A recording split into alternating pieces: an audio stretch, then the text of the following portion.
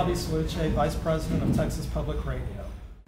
Hi, I'm Shannon Miller. I'm the Director of the City of San Antonio Office of Historic Preservation. And we are super excited to be here today as co-hosts of the first episode of There's a Story Here. And to get us started, we're going to go to Jess and Rachel at Fort Sam Houston. Hi, I'm Rachel Retaliata with the Office of Historic Preservation. Hi, I'm Jessica Anderson, also with the Office of Historic Preservation. And Jess, are you familiar with the show Parks and Rec? Are you a fan? You know I am. So, do you remember the episodes with Lil Sebastian? Yes, 5,000 Candles in the Wind. They're so good. And for those of you who don't know, Little Sebastian was a miniature horse that was really beloved by the fictional town of Pawnee, Indiana. He lived a life of public service and sired over 200 or more other mini horses, and he was really well celebrated. No one who wasn't from Pawnee, Indiana could understand why everyone loved this horse so much. And upon his death, they held a huge vigil for him, and they unveiled a bronze statue in his honor. So if you haven't watched those episodes, I highly recommend them. Well, it turns out that Fort Sam Houston here in San Antonio has kind of a real version of Little Sebastian. His name is Pat the Horse, and you can visit his grave near the northwest gate of Fort Sam. And there's a little fence up so you can just peek through and see that grave on the other side of the Westford Historic District. And that's how our office learned about Pat the Horse. We were doing some property research in the Westford Historic District, and we were looking at a Google aerial map, and we saw a little pin that said Grave of Pat the Horse. So we were super curious. And so we did a little research and found a great article in Atlas Obscura that gave us a little of the backstory of this horse at Fort Sam Houston.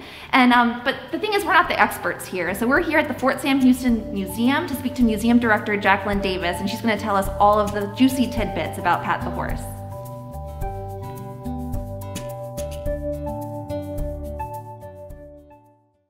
My name is Jackie Davis. I am the director of the Fort Sam Houston Museum, and I'm here to talk to you about Pat the artillery horse. Pat was a horse that served in the United States Army back when we had thousands and thousands of horses and mules that served in our military. But toward the end of the 1930s, in the middle of the 1930s, they were replacing the horses and mules with motorized equipment. And so they were getting rid of the horses. Most of the horses were not going to be killed if they were still serviceable animals. The Army was selling them. But some of the older ones were going to be put down. And Pat was in his 20s, and he was old enough that that was going to happen to him. However, Pat, unlike many of the horses that served directly for the Army and didn't belong to an individual, was a very nice horse. Most of these horses were pretty irritable. And so his unit liked Pat. And so they decided they wanted to see if they could keep Pat alive. So they put in a request to retire him. And they said, you know, he's already in his 20s, he's only going to live for probably another handful of years. So, you know, we'll just keep him here. We've got a paddock, we can put him in it. And so they put in the request, and about 12 endorsements later, they got their approval. And so Pat was retired here at Fort Sam Houston. And they took care of him, they liked Pat. He had his own sergeant to take care of him, a stable sergeant. He got a lot of good care, and he didn't die. So he ended up living to be 45 years old. At the time that he did die, he was the oldest known horse in the world, and he was in Ripley's Believe It or Not.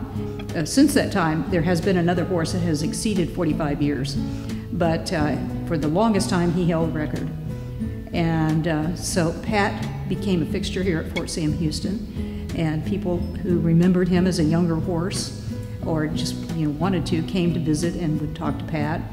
And he became part of the veterinary school, and so they used him as an example of what a really old horse looked like, and he was taken care of by the veterinary school. And so they said that he got to like a couple of physicals a year, and so he got really good care. And so he died in 1945, and he was buried here at Fort Sam Houston. And his unit, the 12th Field Artillery, decided they would like to put up a monument to Pat. And so he has a very large headstone.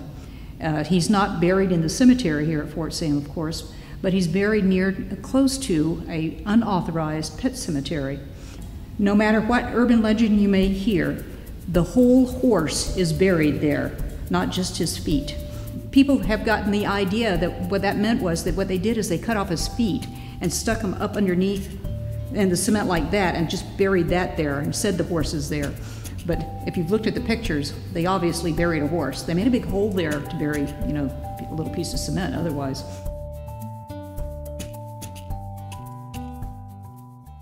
I absolutely love that story. I've always been a horse girl, and Parks and Rec is my favorite show. I've lived in San Antonio my whole life, and I've been on Fort Sam my whole life. I didn't know anything about that. I also didn't know that Fort Sam had a museum. It's hard because you don't get to go. No, that's like it's true. so hard to go on base anymore. That's so. true. Well, next we're going to go to the Reptile Garden. You know, I think there are so many great stories about San Antonio. It's kind of hard to, like, my mind starts running through with a whole list of things.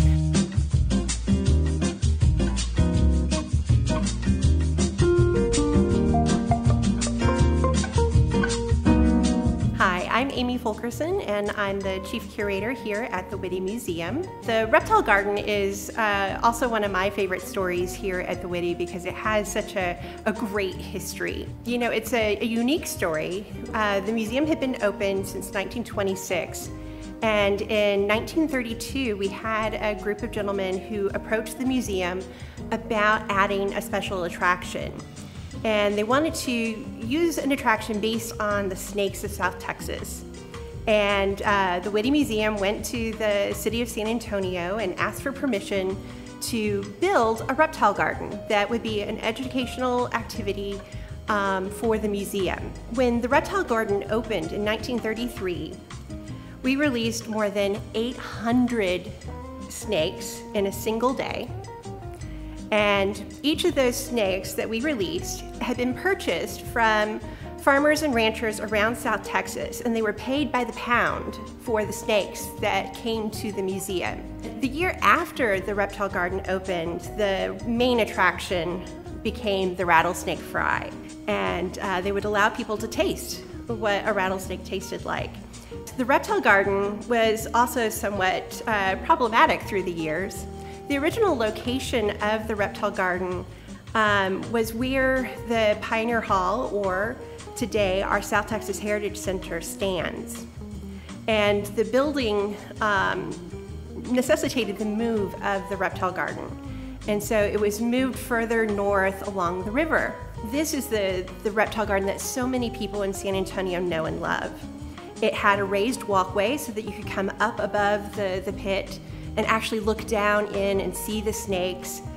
We also had alligators and other reptiles over the years. We had a covered walkway, and it had a wonderful little pediment up above that said Reptile Garden, that was a painted sign. In 1950, the San Antonio Zoo opened their brand new reptile house.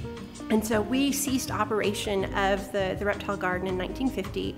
But what happened is we had a family that came in and leased the property from the city of San Antonio and took over operation as the Alligator Garden. And this was the Kimbrell family. And they operated the garden until 1975. They helped build some of the basking pools that were built into what used to be a space for snakes to make it more accommodating to the alligators. For so many people, the Reptile Garden and later the Alligator Garden has been a part of their life. It was a part of their childhood, something that they remember fondly coming to see. And I think it's a wonderful part of the Whitty story and a wonderful part of our legacy.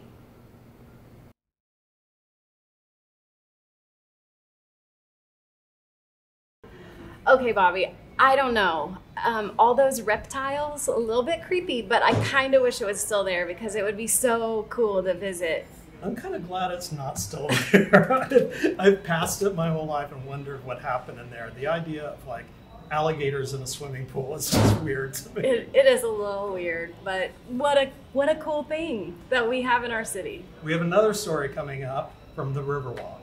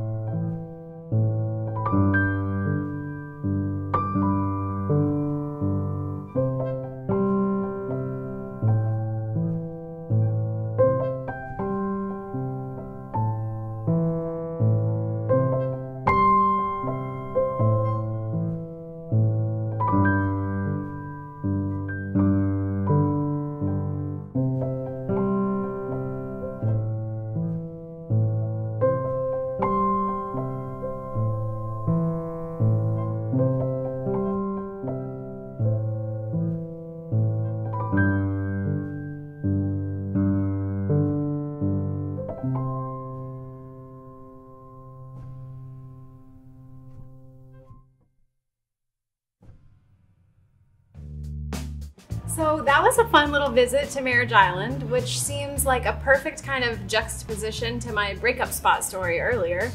So many cool stories in San Antonio and so many more to hear about. Absolutely. We really hope that all of our viewers will submit their stories because they might be able to be featured on the next episode. So if you have a story, a news story, or something to add about any of those stories, please go to sapreservation.com/TASH.